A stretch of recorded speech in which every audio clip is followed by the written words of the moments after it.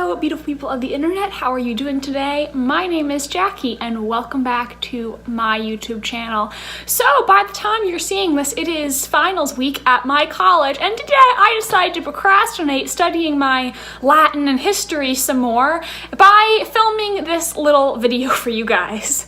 So, I don't know if you guys knew this, but apparently if you go to the Writers Guild of America West library, you can read all of the Game of Thrones scripts. So, Vanity Fair went to this library, looked through the scripts, and published an article about some interesting tidbits they found in the Game of Thrones scripts. So, I thought I would make a video about some of the interesting things they found in the scripts and what these possibly could mean. So the first thing that this article confirmed is that yes, Cersei really is pregnant with Jaime's child. At this point, I think most of us believe that she wasn't lying. Initially, when I first watched that episode and she claimed to be pregnant, I thought she was lying just to keep Jaime around, but then by the end of the season, I came to believe that she really was pregnant, considering she was basically so willing to do away with Jaime because she said, you know, now it wasn't just the two of them, she had someone else, meaning her unborn baby. So I did believe that she was really pregnant, even though I had my initial doubts. And it also was in the Season 7 plot leak that Cersei was supposed to have a miscarriage, and I feel pretty confident that that's going to happen in Season 8. It probably just got cut from Season 7 due to time. However, there were still some people who were unsure if she was really pregnant or not, so this script does confirm that she is in fact actually with child. She is not bluffing to Jaime in that scene, because the stage direction says, "She nods, it's true. Her happiness is contagious. They get another chance at a family, this time with no one standing in their way." Reading this, I actually really did feel bad for Cersei, because even though I'm not a fan of Cersei, I don't think she's a good person, I do think she really was a good mother, or at least she tried to be, and she did love her kids more than anything, and she wanted to protect them, she wanted to keep them safe. So her being so happy to have another child, to have another chance, made me really sad. And I do really love Jaime, and Jaime never got to be a real father to any of his children, because obviously, you know, he could not claim them as his own, because that would out their incest and put the children in a bad position where they could possibly be executed for being children of incest. So Jaime never got the chance to raise any of his children. None of them grew up calling him dad, and I would love for Jaime to finally get a chance to actually be a father to a child, but I sadly don't know if that's ever going to happen either, because like I said, I really think that Cersei's going to miscarry this pregnancy in Season 8, because if she miscarries, then she has nothing left, and I think we'll just really see her do some crazy things. A lot of people think Cersei's going to go full-on Mad Queen, so we'll see. And I think Jaime might die. I'm not entirely sure anymore due to some reasons that we'll get to later in this video, but I don't know if he'll ever get to be the dad that he deserves to be, and that makes me really, really sad, because I think he deserves that, and I don't know if he's ever gonna get it. There has also been this really crazy theory, mostly from people on Tumblr, that Jon does not love Daenerys and that he's been playing her as part of some long con in order to get her help with the White Walkers, and he doesn't have any real feelings for her. This mainly comes from people who ship Jon and Sansa together, which I don't want to hate on anyone who ships Jon and Sansa. You know, I ship Jon and Daenerys, but if you ship Jon and Sansa, you know, that's your right. Obviously, you can ship whatever you want. It doesn't affect me whatsoever. You can root for whatever relationship you like, as long as you respect my right to ship Jon and Daenerys, and I'll respect your right to ship Jon and Sansa. But personally, I just don't get why people ship Jon and Sansa together. Some people say they think they have good romantic chemistry, which personally, I've never seen any romantic chemistry in their scenes. To me, they act like a brother and sister would act. And even after Jon finds out who his true parents are, I don't think he's gonna suddenly view Sansa in a romantic light. I think in his heart, she will always be his sister. And I just don't think it's consistent with Jon's character to trick someone to make Daenerys think that he loves her when he doesn't. I just don't think that's consistent with honorable Jon and his morals. So I never really bought that theory, and these scripts do confirm that Jon has been attracted to Daenerys. He does love Daenerys, and he's been attracted to her since the very first time they met in season 7, episode 3. So in the scripts for season 7, episode 3, when Jon and Daenerys first meet, you see that from the very moment Jon walks in, he thinks Daenerys is a good-looking girl, because in the script it says, Jon can't help but stare at Dany, though. He had no idea she'd look like that. She's cute as a bug. I just think that's so funny that that's the phrase they used in the script. Cute as a bug. That's what Jon thinks the first time he meets Daenerys. Though Daenerys isn't quite attracted to Jon just yet, because what she's thinking in this scene is, maybe he's not as dumb as he looks.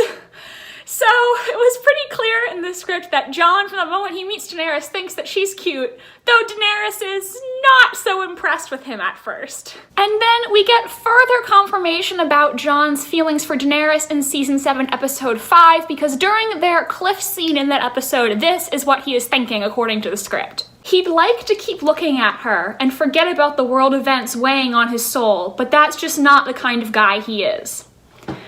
So this confirms that Jon is attracted to Daenerys and he wants to act on those feelings, but he is very preoccupied by this White Walker problem, and he knows that he needs to focus on defeating the White Walkers and saving the North, but at the same time, he really wants to be with Daenerys. Also, later on in that episode, there is this quote from the script, which I actually think is really, really beautiful, so I'm going to read it to you in its entirety. She opens her mouth to speak, but only tears come. The tears she has held at bay until now, because people were watching and she still had hope. Here with Jon, and only Jon, she lets go of hope and poise and weeps. Jon has truly never seen a girl like this before. Her beauty, her strength, her grief, and the pain it makes him feel. They all push him to the realization that he loves her. So guys, it is 100% definite that Jon's feelings for Daenerys are real, and I think it's pretty safe to say that her feelings for him are real as well, considering we see in this scene that Jon is the only person that she feels like she can be totally open with, the kind of person that she can cry in front of, that she doesn't have to put up that facade of strength. With him, she feels like it's okay to show her real emotions for once in her life. However, the scripts also confirm that Jon is not the only person who loves Daenerys. And this is where we're getting into potential spoiler territory. I don't know if these spoilers are true or if they're made up, but it's potentially a spoiler, so proceed with caution if you don't want to hear. But the scripts confirm that Tyrion also has romantic feelings for Daenerys, and this is making me really, really nervous. So in the script for season 6, episode 10, where Daenerys names Tyrion Hand of the Queen, the script gives us an insight into what Tyrion is thinking in this scene, and when you read it, it becomes pretty clear that he has a crush on Daenerys. It says, he studies her face. Dany is staring into the distance, so Tyrion is able to watch her from up close. God damn it, she is beautiful. He watches her for a beat too long and turns away. Lost in her own thoughts, she doesn't notice that he is flustered. As soon as I read this, I remembered that it is in this scene where Daenerys is talking about how she just broke up with Daario, and Tyrion says to her, he wasn't the first to love you, and he won't be the last. And at that point, I thought it was just foreshadowing that Daenerys is going to have to make a marriage with, I thought it was going to be with Jon, because I've shipped them since season 1. I thought that's what the line was meant to foreshadow, but maybe in that scene, Tyrion was actually referring to himself and how he also loves Daenerys. And, oh my god, I hate this so much. I hate love triangles, and, I don't want this. I don't want this at all. Further confirmation of Tyrion's feelings comes in the script for season 7, episode 4, during the Battle of the Gold Road, where he is watching Jaime in the battle and he thinks this to himself.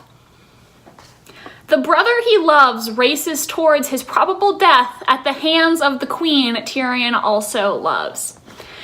The queen that Tyrion also loves is clearly Daenerys, and yeah, you could love someone in a friendly way, you know? I tell my friends I love them, but considering what we read in the season 6, episode 10 script, I think it's pretty clear that when Tyrion is thinking that he loves Daenerys, he doesn't mean he loves her in a friend way or a way a subject loves a queen. He means he loves her romantically. Now, what really concerns me with this is that previously I made a video on these potential spoilers.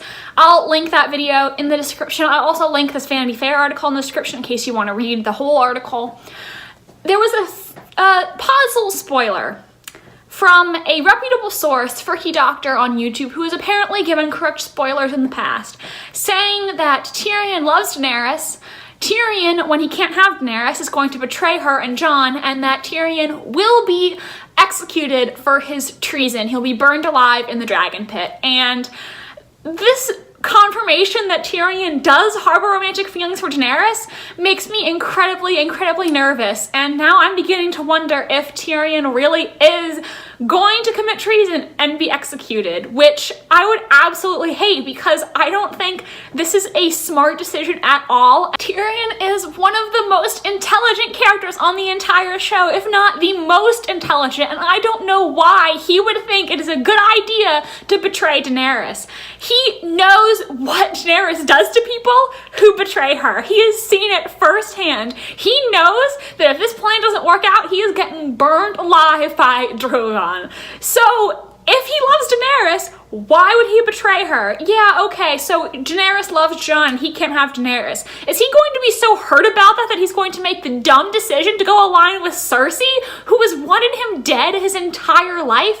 It just doesn't make any sense to me, and to be honest, if Tyrion just gets executed at the end of the show, it makes me wonder what was the point of me following his storyline, of me getting emotionally invested in it, of me seeing how smart he is and how good he is at playing the Game of Thrones, if he's just going to make a stupid decision and die. Before, I was almost 100% certain that Tyrion was going to survive the entire series, become the head of House Lannister, and I was almost entirely certain that Jaime was going to die. I thought he was going to die in Brienne's arms, have a dying declaration of love to her, and then die to cement his redemption arc. But now that this is throwing everything I thought I knew into question, if Tyrion dies, then what happens to House Lannister? Does that mean that Jaime will live and that he'll become the head of House Lannister? Or will Jaime still die and there will be no more House Lannister? If so, what'll happen to the Westerlands? Or will the show just not care enough to address that? I mean, I guess in the books, the Lannisters have cousins and stuff, but the show didn't bother to introduce any of that. So it just raises all these new questions about what's going to happen with the endgame for House Lannister if Tyrion is executed. So guys, that is it for this video today. I will link the full Vanity Fair article in the description below in case you want to read it. There are a couple more pieces of the script they published in this article. I really picked out all the ones that I thought were fairly important, and there are some other minor details in there if you're interested in reading. I also will link my full video on those potential Tyrion spoilers in case you want to hear more of my thoughts on the subject.